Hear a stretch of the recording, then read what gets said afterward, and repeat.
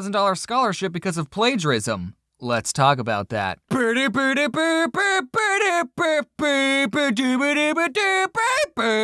Plagiarism. Adverb. The practice of taking someone else's work or ideas and passing them off as one's own.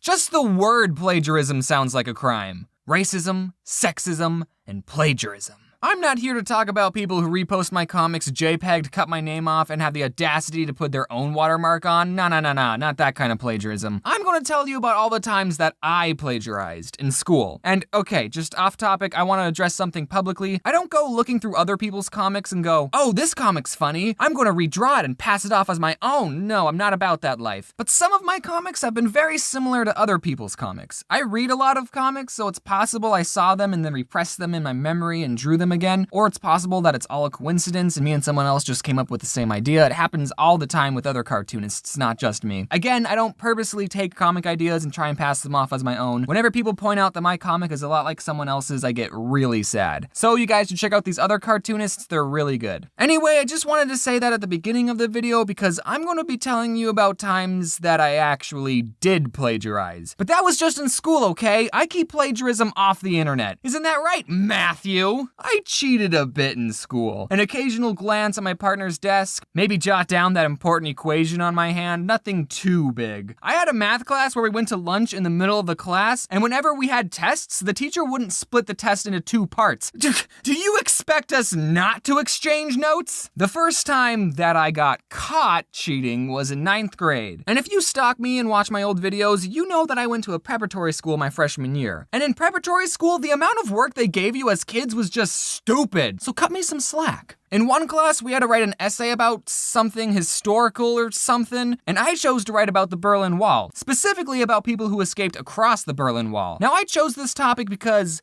I don't know if you know this, but there's a National Geographic documentary about this exact topic. So I didn't copy and paste anything into my essay per se, it's just I told the exact same stories in the exact same order as the documentary, and okay, I might have wrote some things down word for word, but at least I didn't plagiarize it from Wikipedia, okay? So I didn't copy and paste anything until I had to write the conclusion of the essay, and I found this article talking about it, and the article said some things that would have been perfect in my essay, so Control-C, Control-V. I turned it in, I didn't think too much of it, but then when I got it back, the conclusion paragraph had been highlighted and a "See Me" was written next to it. So I had gotten in trouble for plagiarizing the conclusion. Just the conclusion. Nothing else. To be honest, I'd kind of forgotten that I copied and pasted the conclusion. I thought he knew that I basically turned in a script of a documentary. The teacher, who we'll call Mr. Batman, it makes sense if you knew him, he took me outside of the classroom, he told me that it was bad that I plagiarized, and he called my parents that freaking snitch. My parents got mad at me too. He gave me a chance to rewrite the essay, and I remember just being so traumatized and stressed out that night. I kept thinking, what if he finds a documentary and sees that I practically plagiarized the whole essay? I ended up rewriting not only the conclusion, but the whole freaking essay. I turned in the new essay, and I don't think he ever found out that I copied the whole thing. Except, I did just admit it, and he watches my videos.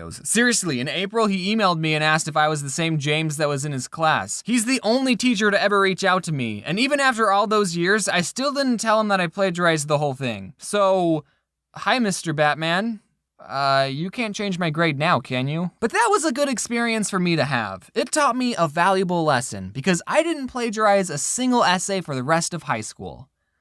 But then community college rolled around. I did community college for a bit because I couldn't afford university on a subway payroll. I took honors and AP classes in high school. I was a relatively good student, except I didn't take any of the AP tests. So when I went to community college, I had to take classes that were a step below the classes I took in high school. What a great way to spend my time! Senior year of English, we were writing essays analyzing poetry. Freshman year of college, we were writing movie reviews. And the teacher didn't even like me. She thought I was a slacker because I was never paying attention. I didn't take community college seriously, but it was so easy I was still getting amazing grades. On the 3rd semester of community college, I took a public speaking class. Now I might be an introvert, but I don't have a problem with public speaking. That's part of my job now. I took the class because it would be an easy A and I needed a communications credit for my major. I wanted to be a math teacher and you may not have noticed, but they publicly speak all the time. So I take the class, I'm like the best person in the class, right? And for the final, we had to give a persuasive speech in front of everyone. Oh, and by the way, I didn't learn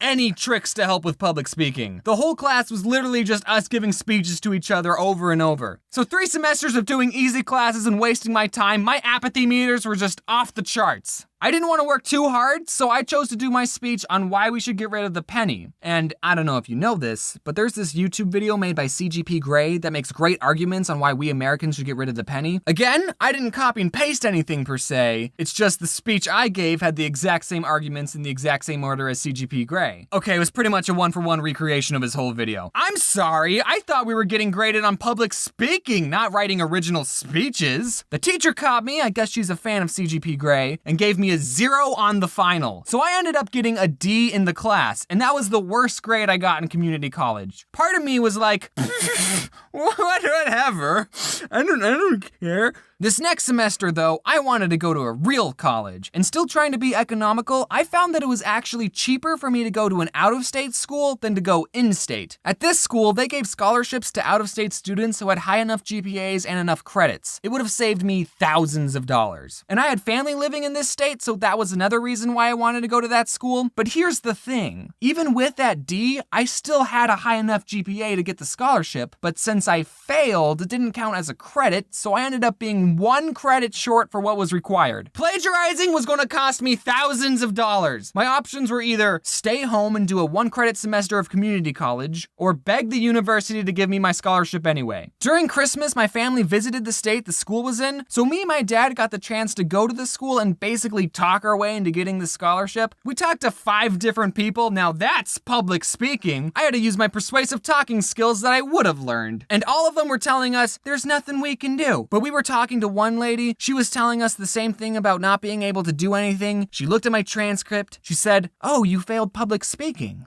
She looked at it for a bit, she typed something on her computer, she printed out a piece of paper and handed it to me saying, "It's okay, I'm not good at public speaking either." She thought I was bad at public speaking! She thought I failed because I was insecure or something and not because I did something wrong. Yeah, I'm just terrible at speaking to the public. So really, there was something you could do. I got the scholarship because a lady wearing a lot of eyeshadow took pity on me. But I only ended up staying a semester and a half at that school because my YouTube kicked off, and now I'm doing that full time. But I'm still thankful I got the scholarship. I hope my public speaking teacher could see where I am now. I speak in front of millions of people for my job. I mean, I can't see them and I'm just reading everything off a script in my closet. And I didn't get punished for plagiarism. I didn't learn my lesson, and I didn't learn anything in your class. And CGP Grey, if you're watching, I just wanted to say I'm sorry I plagiarized your essay, but it almost cost me thousands of dollars.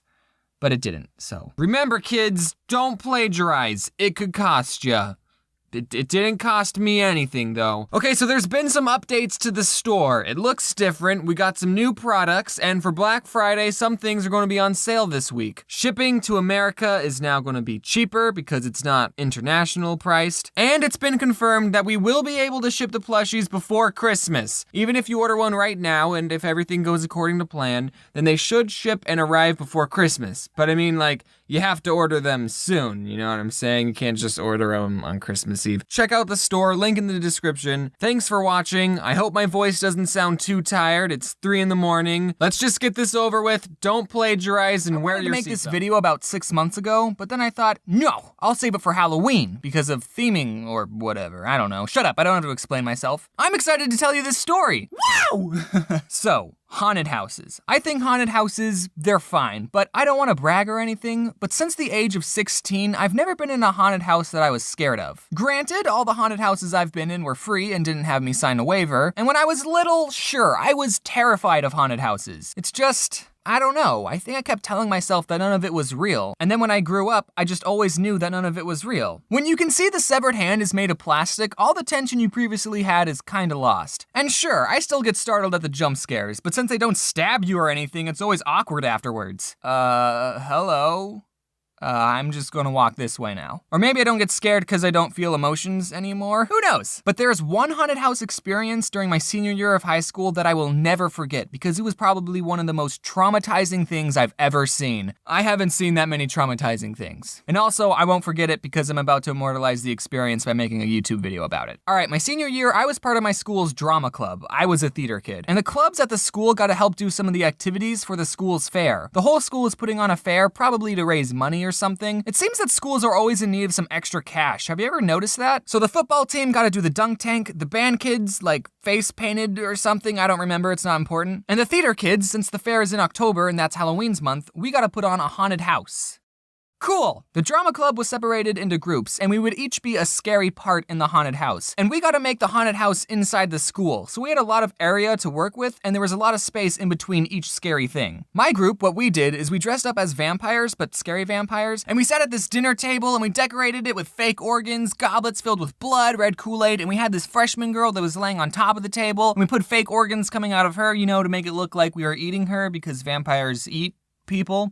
Okay, saying that out loud, I realize that doesn't make any sense. Why would a group of vampires be eating someone? They don't do that. We put a yellow shade over the light above for a good spoopy atmosphere. We had a smoke machine, some ambient Halloween music playing. Spooky, scary skeletons and shivers down your spine. Our group was pretty legit. Whenever a group of people walked by, we would just silently stare at them, and then the freshman on the table would scream at the top of her lungs. She was really good at screaming, by the way. And since we had so much space in between each of the scary parts, when they walked past us, we would get up and chase them. Yeah, it was fun. Okay, so you have to understand that theater kids are very loud, extroverted people. I need to tell you about this one kid who was in my vampire group. We'll just name him Balake. Yeah, Balake. Balake and I were both part of the school's improv club, so we were both pretty funny people, except Balake was just out there. He was loud. It seemed he was just always screaming. I didn't have any classes with him, but he was obviously the high self-esteem class clown kind of kid. So Balake, being the loud and more popular kid, he got to sit at the head of our table. We had done the haunted house for about 2 hours at this point, and I want you to think what it's like to go inside a haunted house. Just going in for 5 minutes, that will already make me feel uncomfortable and sweaty. All the strobe lights, the smoke, and the freshman over here who had to be constantly screaming bloody murder. Again, you did a good job, freshman. And we were supposed to get a break sometime in the middle, but since the haunted house was so popular, we didn't get one break. So I'm a little loopy after doing all this for so long, right? I was totally not ready for what was about to happen. This group of people walk in and we do our normal thing. We get up and we chase them, but Balake got pretty physical with this one little boy. Like he kind of shook him up a bit. And I didn't see exactly what happened, but apparently this little boy was holding a fish in a plastic baggie. You know those little tiny fish that are actually supposed to be used as food for bigger fish that you can win as prizes in fairs, and 99% of the time the fish die within 2 weeks because you don't have the right aquarium equipment, so you just put them in water and watch them slowly die? You know those fish? I didn't think people were allowed to bring their new pet fish into the haunted house, but I guess he smuggled it in or something. I didn't see the kid drop the fish. Maybe Balake slapped it out of his hands. That could have happened. I just heard a scream and I saw a fish flopping around in a puddle on the floor. Fish look like they're in so much pain when they're out of water. I don't flail around uncontrollably when I go swimming, like calm down, fish. I'm silently panicking because the fish looks like he's going to die in 3 seconds if we don't do something. I start thinking of places we can put the fish. The toilet. But Balake, without saying anything, just immediately bent down, cupped the tiny fish in his hands. He ran back to the table, he put the fish in an empty goblet, and then he poured red Kool-Aid into the cup. Nah, I'm just kidding. He got a water bottle from under the table because they gave us water bottles, and the fish was fine, ladies and gentlemen. It all happened so fast, and thanks to Balake's quick thinking, he saved this little kid's fish. The kid was still a couple of feet down the hall. Balake took the goblet in his hands, he walked it over to the kid, he reached out his hand to give the kid his fish. And then he just chugged the drink! Balake!